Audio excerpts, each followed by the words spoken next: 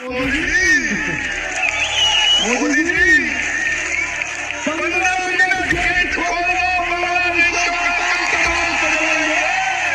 BJP নেতা এবং তেলেঙ্গানার বিধায়ক টিরাগা সিং ভারতের প্রধানমন্ত্রী নরেন্দ্র মোদীর কাছে বাংলাদেশ সীমান্ত 15 মিনিটের জন্য খুলে দেওয়ার দাবি জানিয়েছেন। তার মতে এই সময়ের মধ্যে বাংলাদেশের সংখ্যালঘু হিন্দুদের উপর চলমান তথাকথিত নির্যাতন বন্ধ করতে এবং পরিস্থিতি ক্লিয়ার অর্থাৎ পরিষ্কার করা সম্ভব হবে।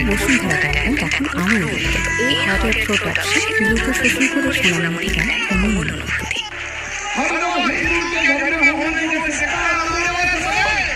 দক্ষিণ গোয়ার কুরচরে বিশ্ব হিন্দু পরিষদ এবং বজরং দল আয়োজিত অনুষ্ঠানে বক্তৃতা দিতে গিয়ে এই আহ্বান জানান তিনি। রাজা সিং আরো বলেন, বাংলাদেশে হিন্দুদের প্রতি অত্যাচারের বিরুদ্ধে লড়াই করতে তিনি প্রস্তুত। এ সময় নরেন্দ্র মোদীর প্রতি তিনি আহ্বান জানান।